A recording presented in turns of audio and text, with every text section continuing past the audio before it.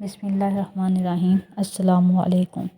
Novel دل عدل بدل، رائٹر شکیل احمد چوہان، قسط نمبر 3۔ ملاحظہ فرمائیں۔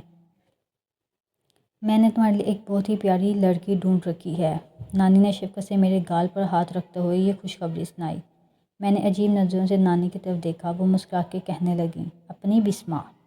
بسمہ؟ میں حیرانی سے بولا تھا۔ بسمہ میری چھوٹی خالہ آسیہ کی بیٹی تھی۔ چھوٹی خالہ کو میں انہی کی خواہش کے مطابق خالہ کے بجائے ماسی کہتا تھا۔ ماسی اتنا پیارا لفظ تھا، ماسی مطلب ماں سی۔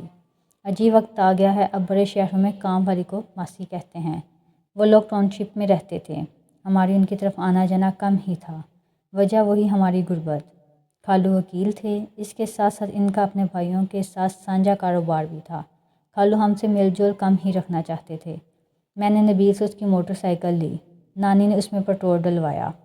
میں اور نانی ثانیہ کی منگنی کی مٹھائی لے کر ٹاؤن شپ پہنچ گئے۔ سردی کا موسم اور اتوار کا دن۔ ماسی چھت پر بیٹھی ہوئی اپنے پوتے کے لیے سویٹر بن رہی تھی۔ میں اور نانی چھت پر ہی چلے گئے۔ تھوڑی دیر بعد بسمہ کالے لباس میں ملبوس چائے کی ٹرے اٹھائے آن پہنچی۔ ان دنوں بسمہ کی رنگت مکھن سے زیادہ سفید تھی۔ روشن پیشانی، موٹے موٹے سرخ ڈوروں والی آنکھیں، اجالا چہرہ، لمبی گردن، چمکتے دان، ساون کی کالی رات کی طرح کالے سیاہ گیسوں والے بال۔ اس دور میں ساری رشتہ داری میں بسمہ جتنی کوئی بھی لڑکی حسین نہ تھی۔ بسمہ جتنی حسین تھی اتنی ہی خوش اخلاق بھی۔ بات بات پر ہنس دیتی، ہنستے تو گال کے ایک طرف ڈمپل پڑتا تھا۔ مہروز چائے، بسمہ نے میرے سامنے چائے کا کپ رکھتے ہوئے کہا تھا۔ میں نے کپ اس کے ہاتھ سے لیتے ہوئے اس کو غور سے دیکھا، وہ بھی مجھے غور سے دیکھتی رہی۔ بسمہ کے گوڑے مکھڑے پر چھوٹے چھوٹے سرخ کیل مہاسے تھے، جیسے اکثر نوجوان لڑکیوں کے مکھڑے پر ہوتے ہیں۔ چائے ختم کرنے کے بعد نانی اور ماسی کسی مریض کی عیادت کو چلے گئیں۔ بسمہ 4 بھائیوں کی اکلوتی بہن تھی، 2 بڑے اور 2 چھوٹے۔ سب سے بڑا اپنے سسرال گیا ہوا تھا اپنی بیگم کے ساتھ، اس سے چھوٹا قطر میں ہوتا تھا، اور بسمہ سے چھوٹے والے دونوں کرکٹ میچ کھیلنے گئے تھے۔ اور خالو صاحب اپنے دوستوں کی طرف۔ نانی اور ماسی کے جانے کے بعد میں اور بسمہ گھر پر اکیلے تھے۔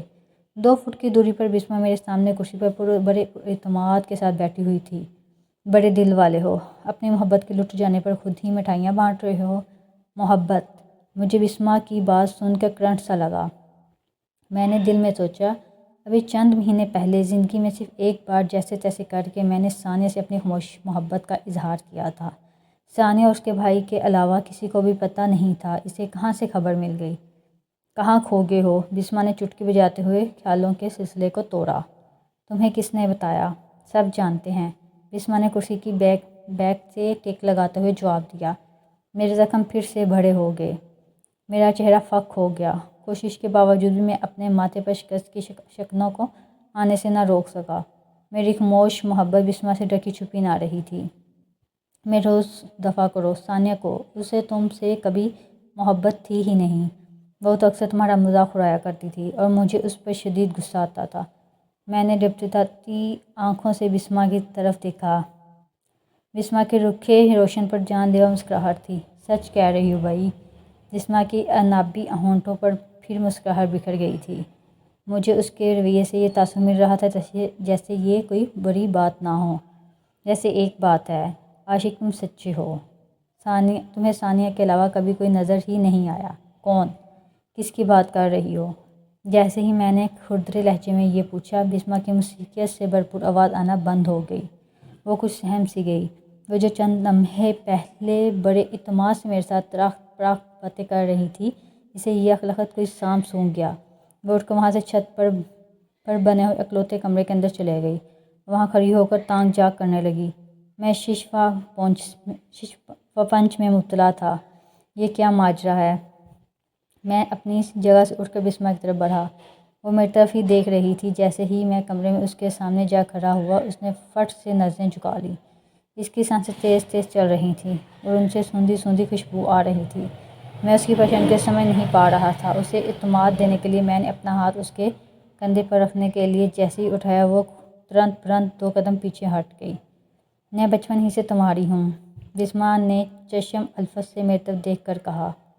نیک لمحے میں کزن سے محبوب بن گیا۔ نانی کے الفاظ میرے کانوں میں گونجے۔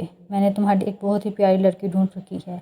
نانی کی آواز کے پیچھے پیچھے ہی ایک آواز میرے کانوں میں پڑی، محبت کرتی ہوں تم سے، اپنے دل کو قابو میں رکھنا یہ میرے بس میں نہ تھا، مگر پھر بھی میں خود کو بے بس نہیں سمجھتی۔ تم ہماری شادی سے پہلے مجھے ہاتھ نہیں لگا سکتے۔